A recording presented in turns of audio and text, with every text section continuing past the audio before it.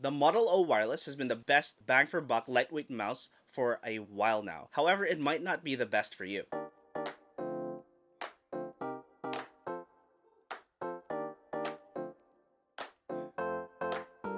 Let's start off with the build of the mouse. It comes in at 69 grams. Nice. However, that is because of its honeycomb design. If you do have some trypophobia, might be something you want to avoid. And that is without the cable. This is due to its honeycomb structure and its inner skeleton, which is why it's still sturdy despite being really lightweight. The Model O Wireless is an ambidextrous design with the side buttons located on the left. The left and right mouse click are light and snappy with not much post travel after the click, and a soft but sharp bottom out.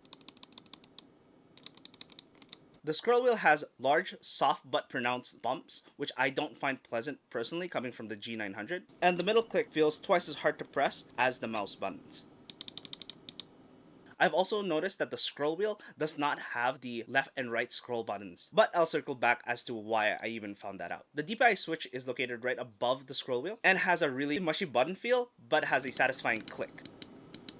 Going on to the side buttons, they don't stick out too heavily with the back button placed right under where my thumb would rest normally, allowing for easy access. The front button, however, just feels a little too far forward where I would have to adjust my grip. Both of the side buttons are clicky and have heavy but little travel before activating, which helps to reduce unintentional clicks. The Rgb strips are right above them and are nicely diffused and run along both sides of the mouse, and is noticeable while playing if that matters to you. Underneath the mouse is more of the honeycomb cutout for the weight reduction. A power switch, and a profile or DPI indicator, making you have to look underneath the mouse to figure out which DPI setting you're actually using.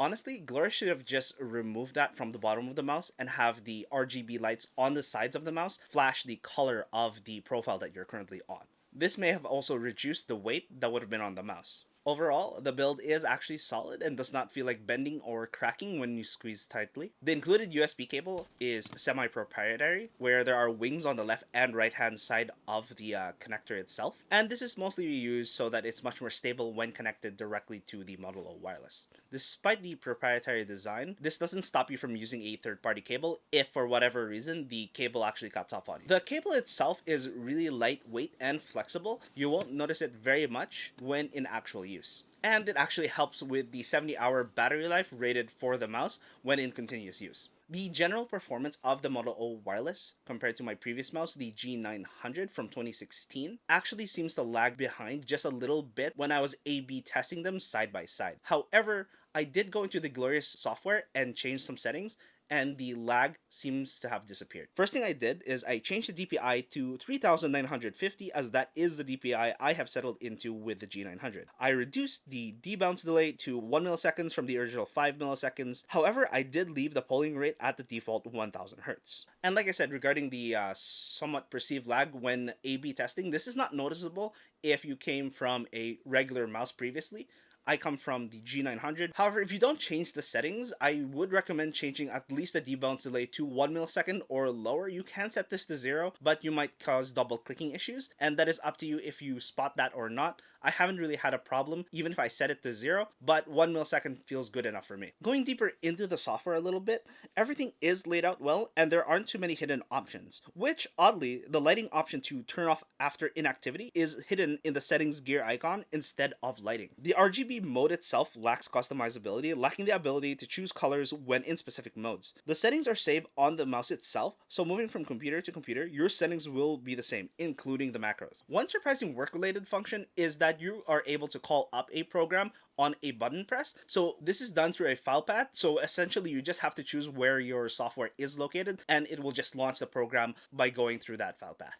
In general, the Model O Wireless feels solid in the hand and almost effortless to move. The side of the mouse is curved outward with the bottom leaning towards the inside of the mouse, very similar to something like the G305, which is not as comfortable as having the curve going into the mouse, where it seems to cup your fingers versus push against them. However, this actually does help in grip stability. The hump of the mouse is also just forward of the middle, allowing for a comfortable palm grip. This, however, means the back of the mouse butts into the palm of my hand when in claw grip, preventing preventing precise movements when using fingers to aim. So with fingertip grip users, this might bump up against your palm more often than not, turning your fingertip grip into more of a claw grip. And most of those are actually issues just after switching to the Model O Wireless, as it is new to me. After weeks of use, I've been able to adjust to the mouse in games like CSGO, Apex Legends, and in general daily use. I found that I preferred a control pad surface with the ceramic feet to give me the best stability in my aim and the most consistency. So what are the reasons you would actually not get something like the Model O Wireless? That is due to lack of versatility.